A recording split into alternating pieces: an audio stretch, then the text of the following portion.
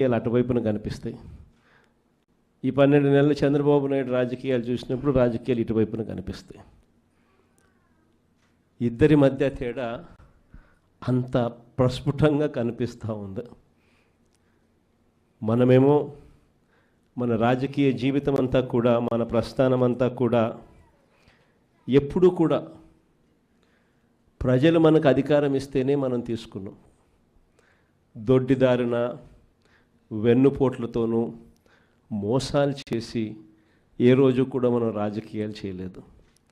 మరోవైపున చంద్రబాబు నాయుడు చూస్తే ఆయన ప్రస్థానం అంతా కూడా స్టార్టింగే వెన్నుపోట్లతోనే స్టార్టింగ్. అక్కడి నుంచి మొదలు పెడితే ఆయన ప్రస్థానం సొంత కూతుర్నిచ్చిన మామను ఎన్టీ రామారావు గారిని వెన్నుపోటు పడడం దగ్గర నుంచి మొదలు పెడితే, ఆ తర్వాత అధికారం కోసం ప్రజలను ఒకసారి కాదు, 2 సార్లు కాదు, ఎప్పుడూ ఆయన జీవితం అంతా కూడా ప్రజలను కూడా వెన్నుపోట్లు పొడుస్తూనే ఆయన రాజకీయాలు సాగిస్తూ వచ్చాడు. ఆశ్చర్యం కలిగించే విధంగా ఇద్దరి మధ్య తేడా కనిపిస్తుంది. కుప్పం మున్సిపాలిటీ నిజంగా ఆశ్చర్యం కలిగించే మున్సిపాలిటీ. చంద్రబాబు నాయుడు గారు ముఖ్యమంత్రి కాకమునుపు ఇక్కడ ప్రజాస్వామ్యబద్ధంగా ఎన్నికలు జరిగితే ప్రజలు ఓట్లు వేస్తే ఈ కుప్పం మున్సిపాలిటీలో 25 వార్డులకు గాను వైఎస్ఆర్సీపీ 19 గెలిచింది. తెలుగుదేశం పార్టీ గెలిచింది కేవలం 6. మరి తెలుగుదేశం పార్టీ గెలిచింది కేవలం 6 అయితే 25లో 19 వైఎస్ఆర్ కాంగ్రెస్ పార్టీ తరపున ప్రజలు ఓట్లేసి వైఎస్ఆర్ కాంగ్రెస్ పార్టీని గెలిపించిన పరిస్థితులు ఉంటే మరి మున్సిపల్ చైర్మన్ ఎవరు కావాలి? వైఎస్ఆర్ కాంగ్రెసే పార్టీ తరపు నుంచే కావాలి కదా. కానీ అక్కడ కూడా దౌర్జన్యాలు, ఏ స్థాయిలోకి దౌర్జన్యాలు ఉన్నాయి అని అంటే, ఏకంగా బెదిరించి మున్సిపల్ చైర్మన్ రాజీనామా చేయించి వాళ్ళ దగ్గర తీసుకోవడం, వాళ్ళ పార్టీలోకి తీసుకోవడం. అందరితో కూడా ఆగిపోవడం లేదు. చంద్రబాబు నాయుడు స్వయంగా ఇది కుప్పము, నా మున్సిపాలిటీ, నేను ముఖ్యమంత్రి, నేను రాక్షస సామ్రాజ్యానికి రాజుని, నేను ఒక రాక్షసుడిని, నా కుప్పం నియోజకవర్గంలోనే ఎలా రాక్షస పాలన చేయాలో నేను నేర్పుతాను, రాష్ట్రం అంతా కూడా తెలుగుదేశం వాళ్ళంతా కూడా ఇలానే రాక్షస పాలన చేయండి అని చెప్పి ఇక్కడి నుంచి సంకేతం ఇస్తున్నాడు. ఇచ్చి బలవంతంగా ఈ మున్సిపల్ చైర్పర్సన్ పోస్టు కూడా వీళ్ళే తీసుకున్నారు. నిజంగా ఆశ్చర్యం అనిపిస్తుంది. 6 గెలిచిన మీరు, 19 గెలిచిన మేము, అయినా ఈ కుప్పం మున్సిపాలిటీలో మీరే చైర్మన్ అని చెప్పి మీరంతకు మీరే చెప్పుకుంటూ మీరంతకు మీరే ఒక్కొక్కరికి 50 లక్షలు. ముఖ్యమంత్రిగా ఉన్నావు, నువ్వు చేయాల్సిన పని ఇదే. ప్రజాస్వామ్యం అంటే ఏమిటి అని చెప్పి ప్రజలకు నువ్వు అద్దం పెట్టి చూపించాలి. ప్రజాస్వామ్యం, కాన్స్టిట్యూషన్ ఇది, నేను దానికి రిప్రజెంటేటివ్, నేను ముఖ్యమంత్రిని. కాన్స్టిట్యూషన్ అనేది ఒక బైబిల్ లాంటిది, ఒక ఖురాన్ లాంటిది, ఒక భగవద్గీత లాంటిది. ప్రతి రాజకీయ నాయకుడు ప్రమాణం చేసేటప్పుడు కూడా చెప్తాడు, కాన్స్టిట్యూషన్కి నేను లోబడి ఉంటాను అని కూడా ప్రమాణం చేసి కూడా చెప్తారు. కానీ ముఖ్యమంత్రి అయిన తర్వాత ఆయనే దగ్గరుండి కాన్స్టిట్యూషన్ను తగలబెడతా ఉన్నాడు. కుప్పం నియోజకవర్గంలో స్వయంగా ఆయనే తప్పుడు సంకేతాలను రాష్ట్ర వ్యాప్తంగా కూడా పంపిస్తూ 19 కౌన్సిలర్లు మనం గెలిచినా కూడా ప్రలోభాలకు, పోలీసుల దౌర్జన్యానికి నిదర్శనంగా నిలబడింది కుప్పం నియోజకవర్గం. ఇంకా ఆశ్చర్యం ఏమిటో తెలుసా? ఇదే కుప్పం, ఈ కుప్పానికి మున్సిపాలిటీ హోదా ఇచ్చింది ఎవరు తెలుసా? మనమే. ఆయన 4 సార్లు ముఖ్యమంత్రి అయినా కూడా ఏ రోజు కుప్పాన్ని మున్సిపాలిటీగా చేయాలన్న ఆలోచన కూడా ఆయనకు రాలా. అరే మున్సిపాలిటీ కదా దేవుడు ఎరుగు, కనీసం కుప్పంలో ఒక రెవెన్యూ డివిజన్ పెట్టే ఆలోచన కూడా చంద్రబాబుకి ఏ రోజు రాలా. సరే రెవెన్యూ డివిజన్ కదా దేవుడు ఎరుగు, కనీసం కుప్పానికి తాగేదానికి నీళ్లు కూడా ఇచ్చింది ఎవరు అని అంటే అది కూడా మన హయాంలోనే. అలాంటి కుప్పంలో ఇలాంటి చంద్రబాబు నాయుడు రాక్షస పాలన చేస్తున్న నేపథ్యంలో ఈరోజు మనమంతా కూడా తెగువ చూపించి గట్టిగా నిలబడిన ఎంపీటీసీలు కౌన్సిలర్లకు మీ అందరికీ కూడా అందుకనే హ్యాట్స్ ఆఫ్ చెప్తాను. విశాఖపట్నం లాంటి పెద్ద నగరాల్లో ఏం చేస్తూ ఉన్నారు? రూపాయికి ఇడ్లీ వస్తుందో లేదో నాకు తెలియదు, కానీ రూపాయికి చంద్రబాబు నాయుడు గారి హయాంలో తన బినామీలకు మాత్రం 3,000 కోట్ల రూపాయల భూములు మాత్రం ఇస్తారు. రూపాయి పెట్టుబడి పెడితే 3,000 కోట్ల భూములు. ఊరు పేరు లేని ఉర్సా అంట, ఇంకొక కంపెనీ లూలు అంట, లూలులు లిల్లీలు. ఈ కంపెనీలకు మరో 1,500 నుంచి 2,000 కోట్లు విలువ చేసే భూమి విశాఖపట్నంలో వాళ్ళకు కూడా దారాదత్తం. ఈ మాదిరిగా ఇష్టానుసారంగా లంచాలు తీసుకోవడం, నాకింత నీకింత అని పంచుకునే కార్యక్రమం జరుగుతూ ఉంది. మొట్టమొదటిసారిగా మొబిలైజేషన్ అడ్వాన్స్ అనేది మనం తీసేస్తే మొబిలైజేషన్ అడ్వాన్స్ ఈయన అదే పనిగా తీసుకొచ్చినాడు. మనం రివర్స్ టెండరింగ్ మనం తెస్తే ఈయన రివర్స్ టెండరింగ్ క్యాన్సిల్ చేసినాడు. మనం జ్యుడిషియల్ ప్రివ్యూని మనం తీసుకొస్తే జ్యుడిషియల్ ప్రివ్యూని ఈయన క్యాన్సిల్ చేసినాడు.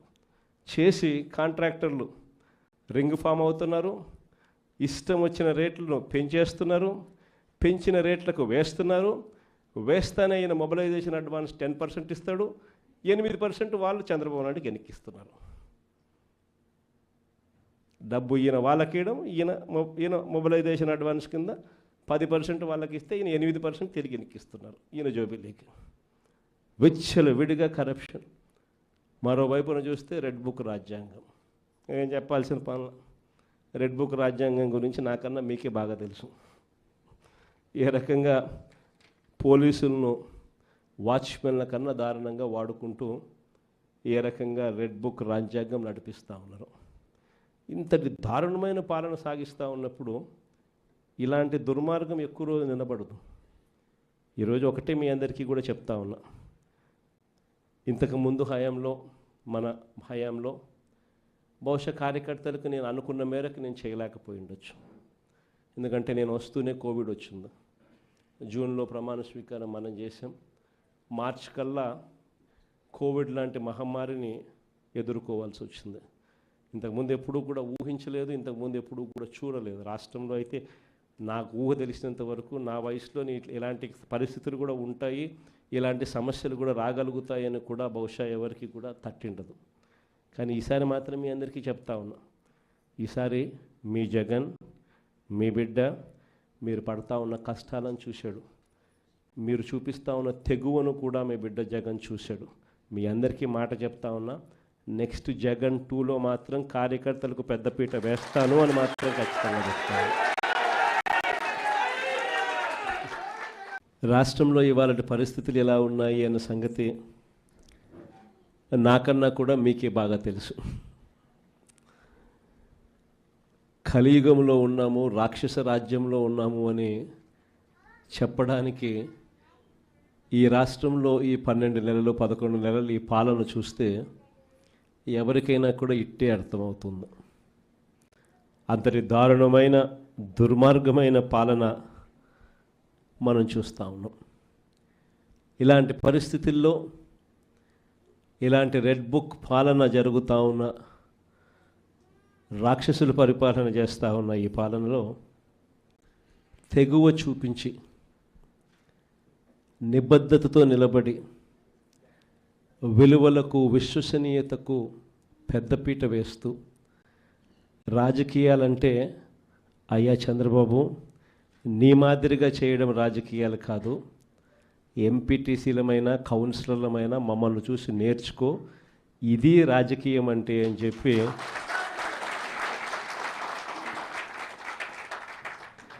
విలువలు విశ్వసనీయతకు ఇది అద్దం పట్టే రాజకీయము అని చెప్పి చంద్రబాబు నాయుడు గారికి కూడా చూపించే గొప్ప తెగువతో అందరూ కూడా గొప్ప తెగువ చూపించారు. మీ అందరి తెగువకు, విలువల పట్ల, విశ్వసనీయత పట్ల మీరు చూపించిన నిబద్ధతకు మీ అందరికీ కూడా హ్యాట్స్ ఆఫ్ తెలియజేస్తాను.